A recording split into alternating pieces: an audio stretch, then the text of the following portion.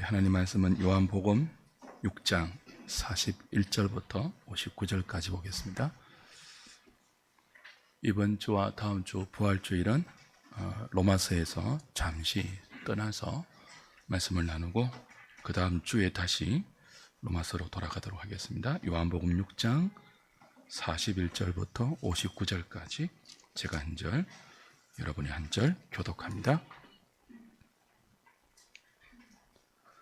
자기가 하늘에서 내려온 떡이라 하심으로 유대인들이 예수에 대하여 수군거려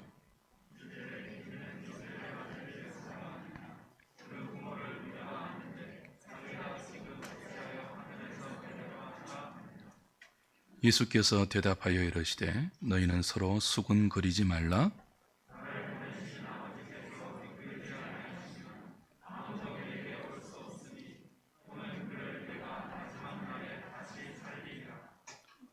선지자의 글에 그들이 다 하나님의 가르치심을 받으리라 기록되었은즉 아버지께 듣고 배운 사람마다 내게로 오느니라.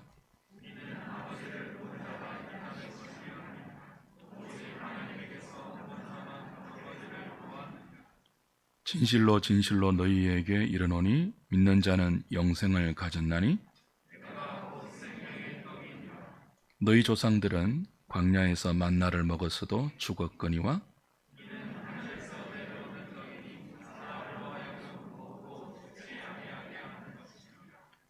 나는 하늘에서 내려온 살아있는 떡이니 사람이 이 떡을 먹으면 영생하리라. 내가 줄 떡은 곧 세상의 생명을 위한 내 살이니라 하시니라.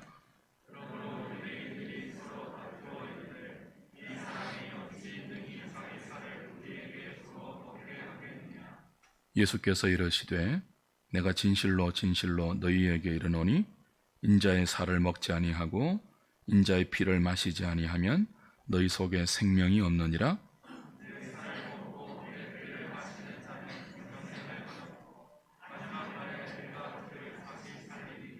내 살은 참된 양식이요 내 피는 참된 음료로다.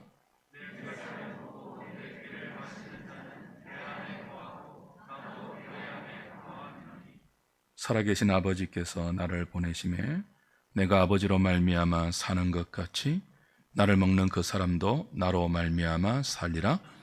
이것은 하늘에서 내려온 떡이니 조상들이 먹고도 죽은 그것과 같이 아니하여 이 떡을 영원히 살리라.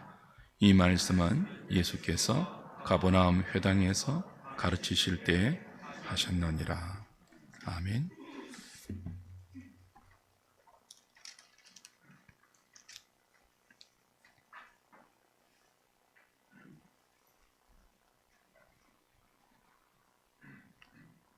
주님이 오병이어의 기적을 행하시자 거의 미친 듯이 주님을 따르는 사람들이 생겼습니다.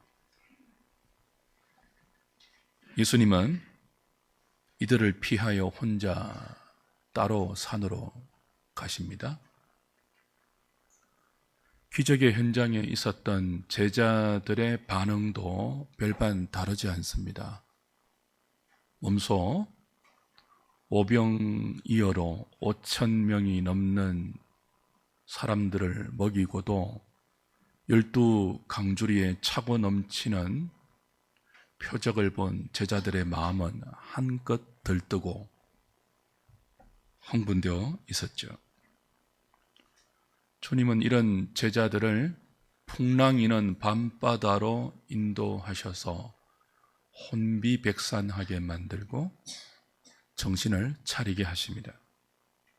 그리고 이튿날 다시 주님을 찾아온 무리들을 향하여 이렇게 책망하십니다. 너희가 나를 찾는 것은 표적을 본 까닭이 아니라 떡을 먹고 배부른 까닭이로다. 썩을 양식을 위하여 일하지 말고 썩지 않을 양식을 위하여 하라. 영생하도록 있는 양식을 위하여 살라. 그렇게 꾸짖습니다. 그리고 그들 앞에서 전날 행하신 오병이어의 참된 의미를 설명하시면서 내가 하늘에서 내려온 떡이다. 나는 하늘로부터 내려온 생명의 떡이니 나를 먹는 자가 산다. 그렇게 말씀하십니다. 미친 듯이 사람들이 예수님을 찾았습니다. 도망가셔도 묻고 찾고 찾아서 또 찾아왔어요. 그런 무리들을 향하여 주님이 하시는 말씀이에요. 너희가 떡을 위해서 나를 찾는데 내가 주는 떡은 너희가 생각하는 그런 떡이 아니다. 32절부터 다시 한번 보십시오. 6장 32절부터입니다. 예수께서 이르시되 내가 진실로 진실로 너희에게 이르노니 모세가 너희에게 하늘로부터 떡을 준 것이 아니라 내 아버지께서 너희에게 하늘로부터 참떡을 주시나니 하나님의 떡은 하늘에서 내려 세상에 생명을 주는 것이니라. 그들이 이르되 주여 이 떡을 항상 우리에게 주소서.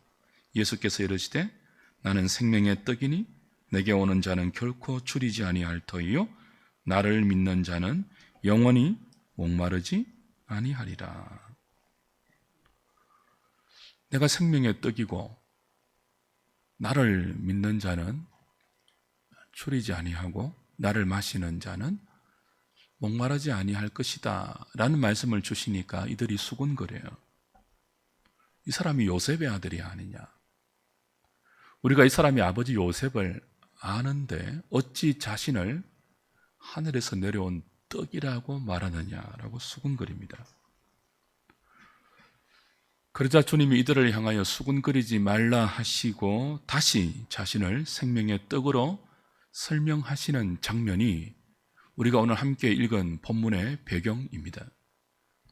이런 배경을 이해하시고 다시 47절부터 51절을 보십시오. 47절부터입니다. 진실로 진실로 너희에게 이르노니 믿는 자는 영생을 가졌나니 내가 곧 생명의 떡이니라. 너희 조상들은 광야에서 만나를 먹었어도 죽었거니와 이는 하늘에서 내려오는 떡이니 사람으로 하여금 먹고 죽지 아니하게 하는 것이니라. 나는 하늘에서 내려온 살아있는 떡이니 사람이 이 떡을 먹으면 영생하리라. 내가 줄 떡은 곧 세상의 생명을 위한 내 살이니라 하시니라. 사람들이 오병이어의 놀라운 기적을 경험했습니다. 살면서 한 번도 경험하지 못한 표적이에요. 어떻게 이런 일이 가능합니까? 그래서 생각합니다. 이 사람을 따라가면 어디서 무엇을 하든지 굶지는 않겠구나. 이 사람을 믿고 이 사람을 따르면 내 삶에서 필요한 떡은 부족함 없이 확보할 수 있겠구나. 그렇게 생각하고 사람들이 예수를 미친 듯이 찾아 억지로 임금 삼으려고 했습니다. 이런 사람이 우리의 왕이 안 되면 누가 되겠느냐? 우리의 임금이 되어주세요라고 예수님은 임금 삼으려고 했습니다. 경제적 메시아, 떡을 주는 메시아, 그 어떤 나라보다 더 많은 떡을 확보할 수 있는 정치적 메시아, 바로 당신 아닙니까? 우리의 임금, 우리의 왕, 우리의 지도자가 되어주소서. 그렇게 주님을 찾았죠. 그냥 찾지 않았어요. 열광하면서 미친 듯이 찾았습니다. 예수님이 이들을 피하여 따로 산으로 도망가셔도 찾아왔어요. 건너편 바다로 다시 오셔도 찾아왔어요. 이들을 향하여서 주님 자꾸 말씀하시는 거죠. 너희들이 기대하고 너희들이 생각하는 그런 떡 주기 위해서 내가 방금 오병이어의 기적을 행한 것 아니다. 그 오병이어의 기적은 내가 너희에게 주는 떡이 전혀 다른 떡, 하늘에서 내려온 떡, 너희를 위해서 내가 내 살을 찢어서 주고 너희들을 위해서 내가 내 피를 음료로 주는 전혀 다른 양식이다. 그렇게 말씀하고 계십니다. 자꾸 예수님이 내 살을 먹는 자가 영생을 얻는다, 내 피를 마시는 자가 생명을 가진다 라고 말씀하시니까 이들이 묻습니다. 우리가 식인종도 아닌데 어떻게 당신의 살을 먹을 수 있습니까? 어떻게 당신의 피를 마실 수 있습니까? 52절 보십시오. 그러므로 유대인들이 서로 다투어 이르되 이 사람이 어찌 능히 자기 살을 우리에게 주어 먹게 하겠느냐. 다시 예수님이 답변하시죠. 53절부터 예수께서 이르시되 내가 진실로 진실로 너희에게 이르노니 인자의 살을 먹지 아니하고 인자의 피를 마시지 아니하면 너희 속에 생명이 없느니라. 내 살을 먹고 내 피를 마시는 자는 영생을 가졌고 마지막 날에 내가 그를 다시 살리리니 내 살은 참된 양식이요 내 피는 참된 음료로다. 내 살을 먹고 내 피를 마시는 자는 내 안에 거하고 나도 그의 안에 거하나니 살아계신 아버지께서 나를 보내심에 내가 아버지로 말미암아 사는 것 같이 나를 먹는 그 사람도 나로 말미암아 살리라. 예수님을 먹어야 산대요. 예수님을 마셔야 생명을 누린대요. 도대체 예수님을 먹는 것이 무엇입니까? 예수님을 마시는 것이 무엇입니까? 우리가 어떻게 예수님의 살을 먹을 수 있습니까? 우리가 어떻게 예수님의 피를 마실 수 있습니까? 예수님은 당신의 살을 먹고 당신의 피를 마신다는 이 말씀을 영생과 연관시켜서 설명하십니다. 다시 40절 보세요.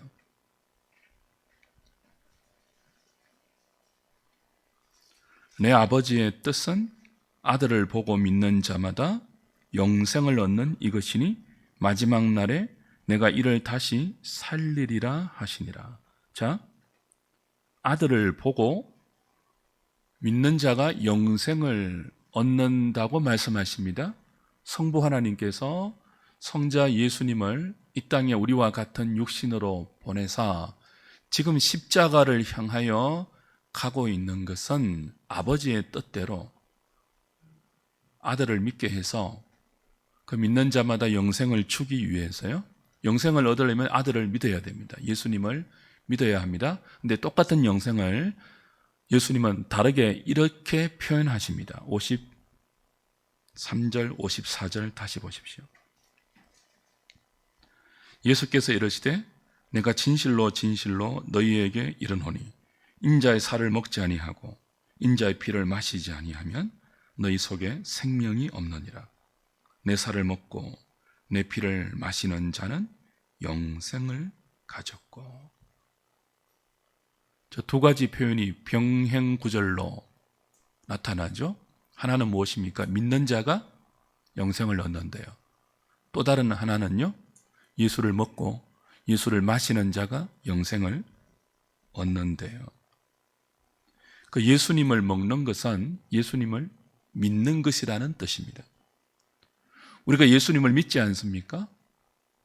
그 예수 믿는 믿음을 다른 말로 표현하면 곧 예수를 먹는 거예요. 예수님을 마시는 거예요. 믿는 자는 영생을 가졌고 먹는 자가 영생을 누립니다. 도대체 예수 믿는 믿음의 의미가 무엇입니까? 예수를 먹는 것으로 표현하는 예수 믿는 우리의 믿음은 무엇을 내포합니까? 56절은 연합으로 설명합니다. 56절. 내 살을 먹고 내 피를 마시는 자는 내 안에 거하고 나도 그의 안에 거하나니. 예수 믿는 것은 예수님이 우리 안에 거하시고 우리도 예수님의 안에 거하는 신비한 연합이에요. 예수님 따로 우리 따로 그렇게 살다가 우리가 그리스도의 도움이 필요할 때마다 그를 불러 내 삶에 도움을 요청하는 정도가 아니라 연합해서 사는 거예요. 분리될 수 없는 긴밀한 하나됨. 그분이 내 안에 계시고 내가 그분 안에 계시는 신비한 연합. 그것이 예수 믿는 것이고 예수를 먹고 마시는 것입니다. 이 그리스도와의 연합을 57절에서는 이렇게 설명합니다. 57절. 살아계신 아버지께서 나를 보내심에 내가 아버지로 말미암아 사는 것 같이 나를 먹는 그 사람도 나로 말미암아 살리라. 성자 예수님이 성부 하나님으로 말미암아 사신대요. 우리 삼위일체 교리를 배울 때 확인했죠. 성부와 성자와 성령은 서로가 서로에게 종속되지 않고 각각 독립된 위격을 가진 인격이십니다. 그러나 이 삼위는 서로가 서로 안에 연합되고 서로가 서로를 의존하며 서로가 서로를 사랑하는 분리될 수 없는 하나입니다. 종속되지 않는 관계입니다. 그런데도 지금 예수님은 마치 자신이 성부에게 종속된 존재인 양 말씀하시죠. 살아계신 아버지께서 나를 보내심에 내가 아버지로 말미암아 산다. 살아계신 성부 하나님께서 내 삶의 존재 근원이다. 그런 뜻이에요. 여기 살아계신 아버지께서라는 표현은 신약 성경에서 여기만 등장하는 단 한 가지의 표현입니다. 하나님께서 살아계시다는 명제는 우리에게 너무나 당연한 진리 아닙니까? 죽은 하나님을 왜 믿습니까? 그분은 살아계시죠. 만물의 생사 근원의 생사 화복의 근원이십니다. 그런데 그 살아계신 아버지를 강조하시죠. 지금 예수님이 살아있는 것은 살아계신 아버지로 말미암음이래요. 예수님은 죽지 않는 분입니다. 죽을 수 없는 분인데 지금 십자가에서 우리를 위해서 육체적인 죽음을 죽으러 가시고 계시죠. 죄의 형벌을 담당하시고 그 죄가 불러온 사망을 몸소 짊어지기 위해서 죽음을 향하여 뚜벅뚜벅 걸어가고 있는 중입니다. 그 예수님이 살아있는 것은 살아계신 하나님으로 말미암음이래요. 자기 자신의 그 어떤 이유가 아니라 자신의 힘이나 자신의 능력이나 자신의 지혜로 당신이 살아있는 것이 아니고 주님 능히 걸으신 분이잖아요. 성부와 똑같은 생명의 원천 아니십니까? 근데 주님 뭐라고 말씀하신다고요? 내가 살아있는 것은, 내가 지금 여기 존재하는 것은 나 자신의 그 무엇 때문이 아니라 살아계신 아버지로 말미암음이다. 그처럼 나를 먹는 자는, 나를 마시는 자는 너희들의 힘으로 살지 않고 나로 말미암아 사는 새로운 생명, 곧 영생이 시작된다. 그렇게 말씀하세요. 그게 예수 믿는 거죠. 예수 믿는 것은 곧 예수로 말미암아 사는 새로운 삶의 출발입니다. 나로 말미암아 살던 과거의 삶의 종지부를 찍고 이제부터 나를 위해 죽으시고 나를 위해 부활하실 그 예수로 말미암아 사는 인생, 영생, 예수 믿는 믿음의 삶, 그렇게 설명하십니다.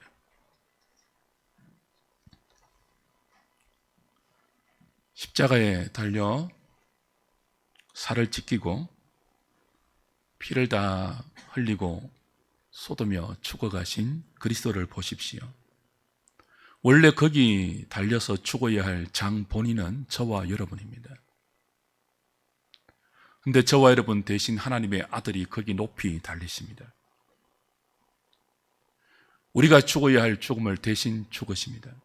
그러니 그를 믿는 자가 지금 살아있는 것은 내가 사는 것이 아니고 나를 위해서 죽으시고 부활하신 그리스도가 사는 것이죠.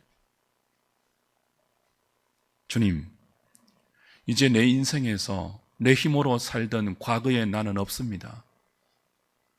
그 과거의 죄인된 나는 주님이 나를 위해 십자가에서 죽으실 때 같이 죽었습니다. 이제 내가 사는 것은 하나님의 아들을 믿는 믿음 안에서 매일 매순간 당신의 살을 먹고 당신의 피를 마셔서 당신으로 말미암아 사는 당신의 삶입니다. 내가 살지만 내가 사는 것이 아니요 그리스도가 사는 것입니다. 그렇게 고백하면서 주님의 힘을 절대적으로 의존하고 내 생각을 그분의 말씀 앞에 내려놓고 그분이 가르쳐 주시고 지시하시고 인도하시는 대로 그 말씀을 따라 한 걸음 한 걸음 살아가는 것이 예수님을 먹고 예수님을 마시는 믿음의 삶이고, 그 믿음의 삶이 나로 말미암지 않고 예수로 말미암아 사는 영생의 삶입니다.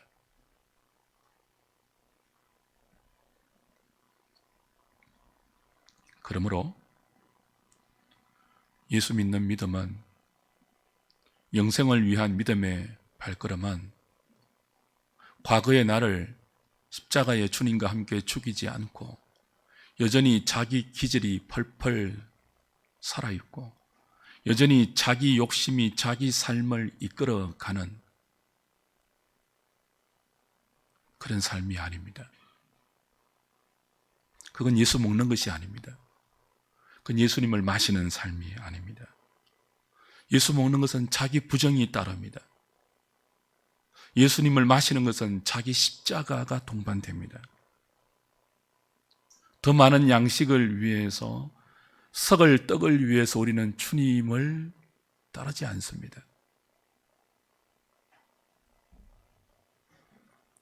이렇게 매 순간 예수로 말미암는 새로운 삶을 위해서 자신을 부정하고 자기 욕망과 자기 정을 십자가의 그리스도와 함께 못 박고 살면 이제부터 우리가 알던 세상의 양식이 아닌 전혀 다른 양식이 나를 먹이고 나를 마셔서 나를 살게 하는 것을 경험합니다.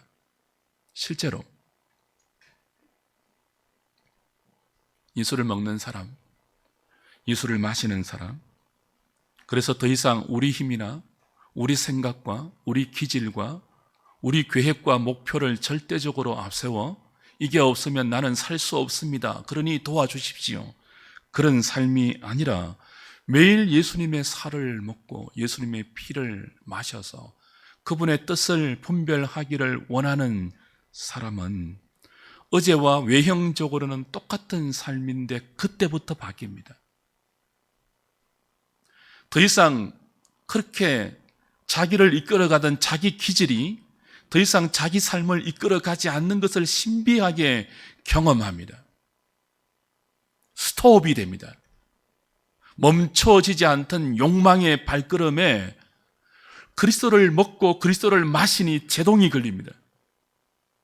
한 번도 걸어보지 못한 하나님의 말씀이 요구하는 신비한 미지의 세계를 향한 모험의 발걸음이 떼어집니다. 밥과 물은 우리 육신이 생존하기 위한 필수 요소이죠. 사람은 밥을 먹어야 살 수 있고 물을 마셔야 살 수 있습니다.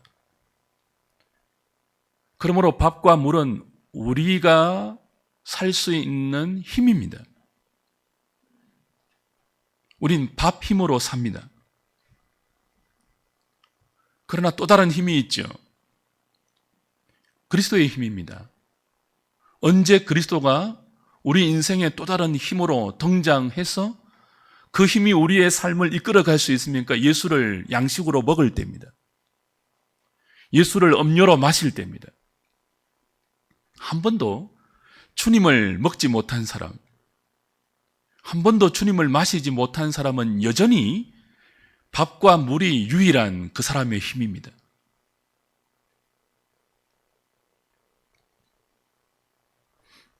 밥의 힘으로만 살려면요, 더 많은 밥을 확보해야 합니다. 더 많은 밥을 확보하려면 힘을 키워야 합니다. 힘을 키우려면 독해져야 합니다. 여러분, 짐승의 세계를 보십시오. 힘이 없는 놈들은 다 무엇을 품고 산다고요? 독을 품고 삽니다. 그 독으로 자신을 지킵니다. 왜 그리스도인들이, 왜 교회 다니는 사람들이 기도하면서 예배를 드리면서까지 어떤 경우 독하게 살까요? 왜 기도하는데 독해질까요? 왜 예배를 드리는데 숨이 죽지 않고 독해질까요? 한 번도 예수를 먹지 못했기 때문입니다. 한 번도 예수를 마셔본 적이 없어서 그래요. 예수를 먹으면 품고 있던 독도 내려집니다. 나를 위해 피 흘려 죽으신 그리스도의 피를 마시면, 그렇게 더 많은 떡을 확보하기 위해서, 다른 사람보다 더 힘있고 강한 사람이 되기 위해서 애써 독하게 자신을 무장했던 그 모든 독에서 자신을 무장 해제시킵니다. 예수님을 먹은 만큼 마신 것만큼요.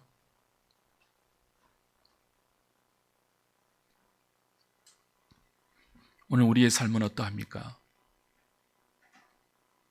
주님의 살을 먹고 주님의 피를 마시고 있습니까? 그 주님의 살과 피가 세상이 모르는 여러분의 또 다른 양식이 되어 계십니까? 아니면 아직까지 밥과 물만이 여러분의 유일한 힘이 되고 있습니까? 주 안에 사랑하는 여러분, 예수 믿는다고 하면서도, 교회를 출입하면서도 아직 내려놓지 못한 도끼는 없습니까? 아직 포기하지 못한 헛된 욕망의 소원은 없습니까? 지나고 나면 왜 내가 이런 생각을 하고 살았지? 왜 내가 이런 목표를, 이런 욕망을 끌어안고 살았지? 이렇게 부질없고 이렇게 쓸데없는 것을 왜 내가 그토록 집착하고 살았지? 라고 생각할 수밖에 없는 그런 것 말입니다.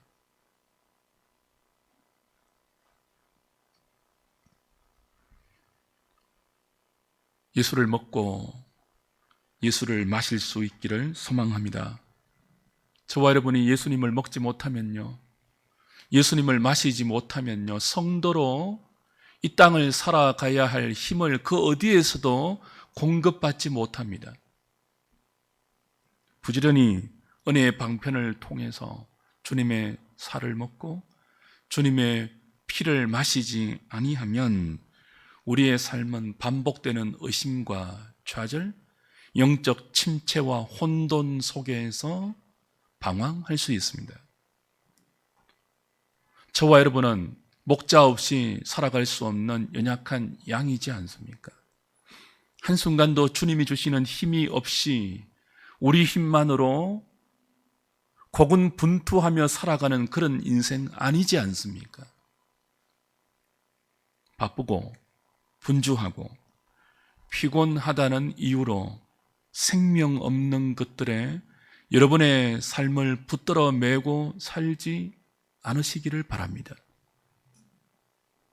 그런 핑계가 여러분의 믿음에 통하고 있다면 여러분은 지금 예수님을 먹지 않고 있는 것입니다. 그런 수많은 합리적인 변명이 여러분의 신앙생활에 여전히 통용되고 있다면 여러분은 지금 누가 뭐라고 해도 예수님을 마시지 않고 있는 거예요.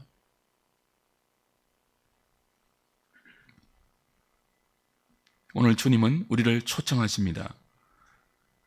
나를 믿지 않는 불신자는 당연히 그렇게 살겠지만 아버지께서 내게 주신 내 백성, 내가 지금 가고 있는, 너희들을 위하여 가고 있는, 십자가에서 너희들을 위해서 살 찢기고 너희들을 위해서 피 흘리신 나의 백성, 아버지가 나에게 주신 나의 택한 백성, 나를 믿는 너희들은 그렇게 살아서는 안 된다고. 한 번뿐인 인생을 그렇게 살아서는 안 된다고. 내가 너희들의 양식이 되어줄 테니까, 내가 너희들의 참된 음료가 되어줄 테니까 나를 먹고 나를 마시지 않겠니?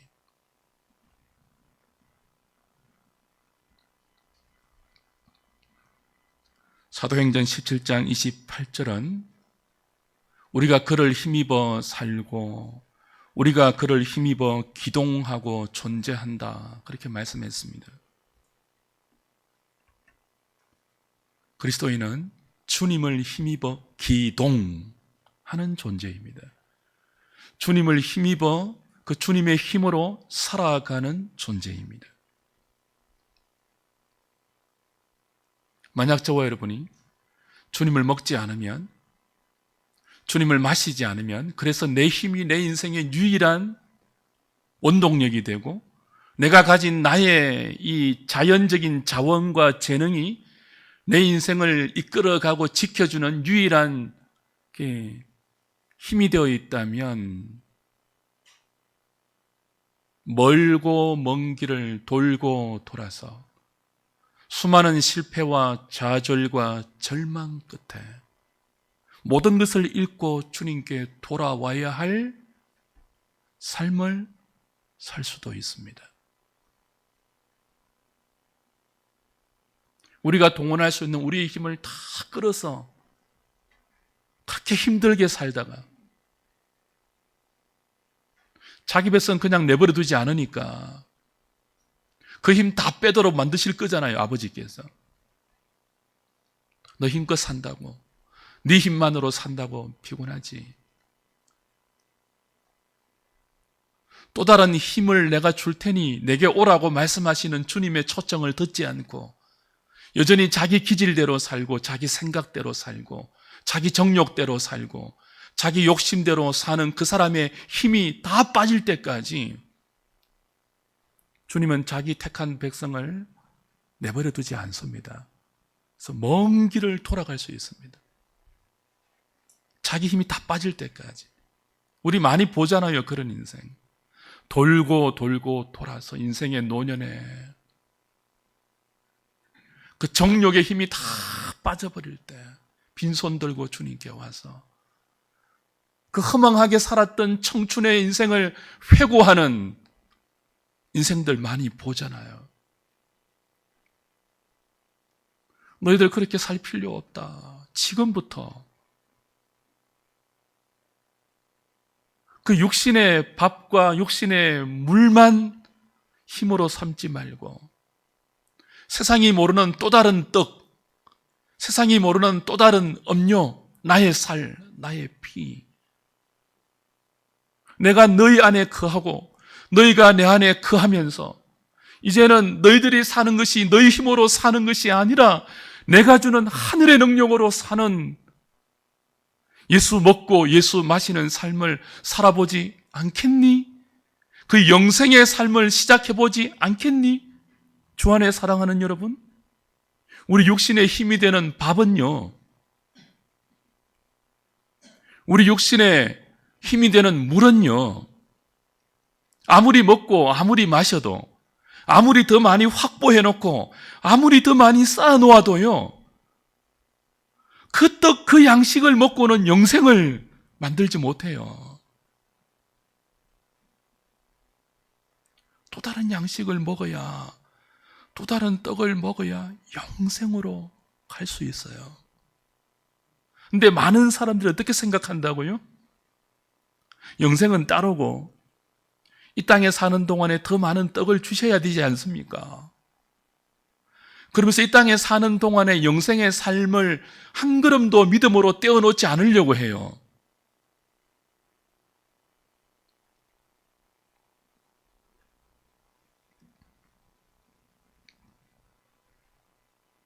주님 우리에게 말씀하십니다.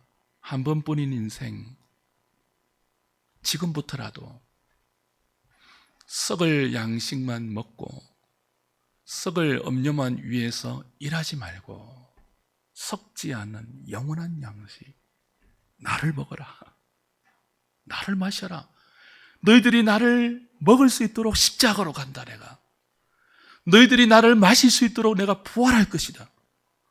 그리고 너희들이 나를 먹고 나를 마시는 영생의 삶을 살 수 있도록 아버지와 함께 내가 성령을 보내실 것이다.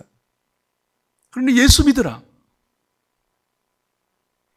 나를 먹고 나를 마시는 믿음의 삶을 살라.